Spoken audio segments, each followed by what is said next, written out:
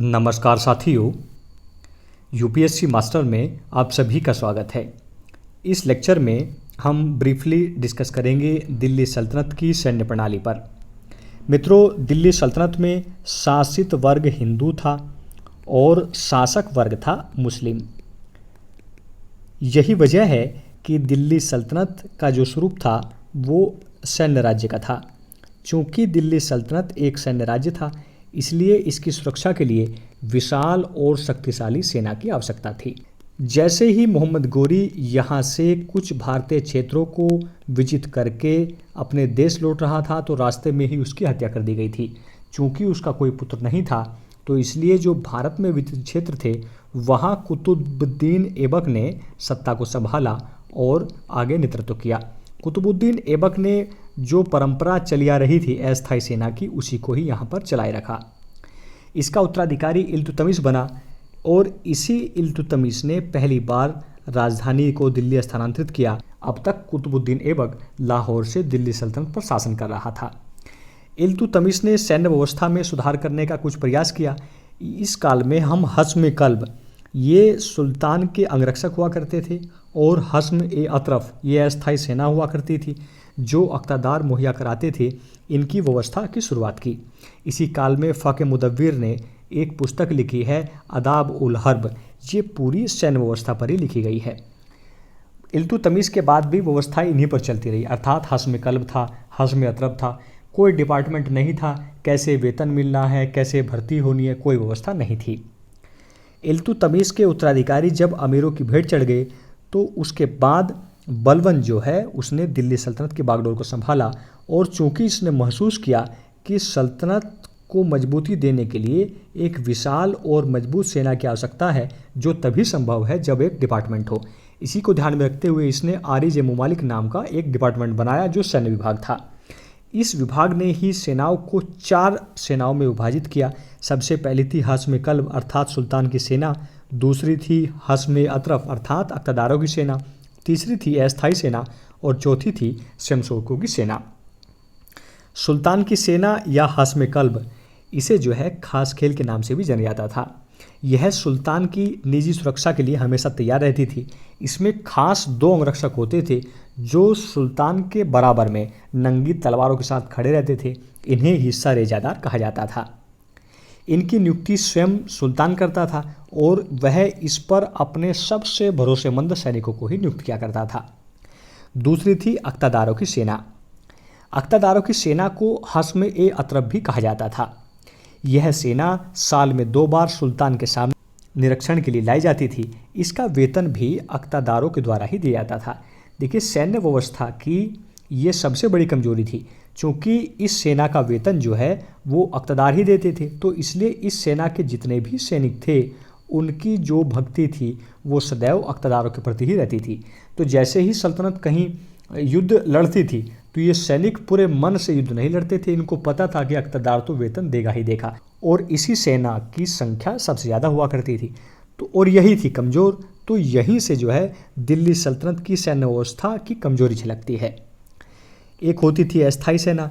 कई बार ऐसा होता था कि मान लीजिए किसी युद्ध अभियान में जाना है, सैनिक पर्याप्त संख्या में नहीं है, तो युद्ध के दौरान ही अस्थायी सैनिकों की भर्ती कर ली जाती थी। इन्हें केवल युद्ध के दौरान ही वेतन मिलता था। जैसे ही युद्ध समाप्त हुआ तो इन्हें जो है रिटायर कर दिया जाता था। उसके बाद ये लूटमारी किया करते थे। इसके बाद एक सेना का हम उल्लेख पाते हैं, वो है स्वयंसेवकों की सेना। चूँकि शासित वर्ग था हिंदू, कुछ युवा ऐसे होते थे जो जिहाद के नारे के तहत शामिल हो जाते थे। अर्थात जैसे मान लीजिए दिल्ली सल्तनत को किसी हिंदू राज्य पर अटैक करना है तो युवा इसमें शामिल हो जाते थे कि चलो वहाँ अटैक करते हैं। इसे कोई वेतन नहीं मिलता था, ना तो युद्ध के समय मिलता था, ना ही सुल्तान देता था। पर जब दिल्ली सल्तनत की सेना विजित होती थी तो इस युद्ध में जो खुम्स प्राप्त होता था, खुम्स का मतलब लूट का माल, तो इसी लूट के माल का हिस्सा इन सैनिकों को दे दिया जाता था। इस खुम्स का अलग अलग सुल्तानों ने अलग अलग हिस्सा सैनिकों को दिया है। जैसे 4/5 भाग तो दिया है फिरोज शाह तुगलक ने, जो सबसे ज़्यादा है और शरीयत के अनुरूप है, जबकि अलाउद्दीन खिलजी, बलबन जैसे जो सुल्तान थे उन्होंने 1/5 भाग सैनिकों को दिया है और बाकी सब राजकोष में जमा किया है ताकि सल्तनत की आर्थिक व्यवस्था मजबूत रह सके। पूरे सल्तनत काल में सेना का जो प्रधान था वो स्वयं सुल्तान हुआ करता था, परंतु इल्तुतमिश के काल में हम गवत एमजी जैसे सैन्य अधिकारी का उल्लेख पाते हैं। हम देखते हैं बलबन ने आरिजे मुमालिक नाम का एक डिपार्टमेंट बना दिया था। इसके बाद अलाउद्दीन खिलजी ने इस डिपार्टमेंट में और संशोधन किए। इसने बड़ी और विशाल सेना के गठन की जिम्मेदारी इस डिपार्टमेंट को सौंपी और खुली सैनिक भर्ती का आयोजन किया। अब तक किसी को भी नगद वेतन नहीं मिलता था। अलाउद्दीन खिलजी ने नगद वेतन देने की परंपरा की शुरुआत की और विशाल सेना सुचारू रूप से कार्य कर सके, इसी को ध्यान में रखते हुए दीवान रियासत नाम से एक अलग डिपार्टमेंट बनाया जो मॉनिटरिंग करता था मार्केट की। इसने दाग और हुलिया रखने की पद्धति की भी शुरुआत की। दाग और हुलिया का मतलब घोड़े जो आते थे उनको दागा जाता था, और हुलिया से यहाँ तात्पर्य वर्दी अर्थात सैनिकों का मुकुट, उनका कवच और उनको जो हथियार मिलने चाहिए वो सारी व्यवस्था इसने शुरू की थी। मोहम्मद बिन तुगलक ने भी यही परंपरा जारी रखी, लेकिन फिरोज शाह तुगलक जैसे ही सल्तनत की गद्दी पर बैठा तो उसने दिल्ली सल्तनत की जो जड़ थी उसको ही हिलाकर रख दिया। चूंकि दिल्ली सल्तनत एक सैन्य राज्य था, सेना पर टिकी हुई तो इसने यह व्यवस्था की तुष्टिकरण की नीति अपनाते हुए कि अब कोई भी सैनिक चाहे तो अपने बदले अपने दास को भेज सकता है, अपने रिश्तेदार को भेज सकता है। इसने सेना में वंशानुगत पद्धति लागू की और देखते ही देखते संसद की नींव हिलती चली गई। और अब इसने सैनिकों को नगद वेतन देने के बजाय भूमि अनुदान के रूप में वेतन दिया।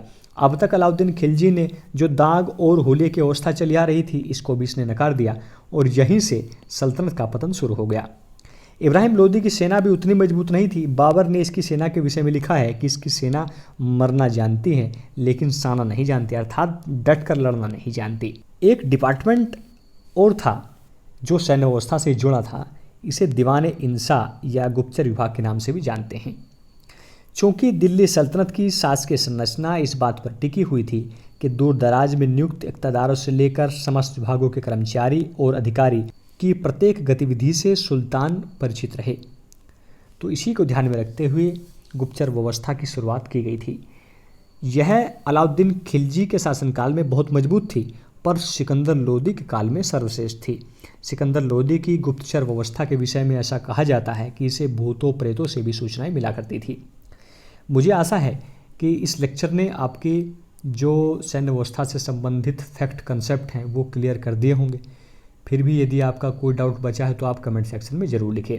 इससे पूर्व आप एक प्रश्न का उत्तर दीजिए, निम्नलिखित में से किस सुल्तान के समय दीवान ए अमीर कोही विभाग अस्तित्व में आया था? Option A Firoz Shah Tughlaq, option B Mohammad bin Tughlaq, option C Sikandar Lodi या option D Ibrahim Lodi. Thanks for watching. जय हिंद, जय भारत, महाशक्ति भारत।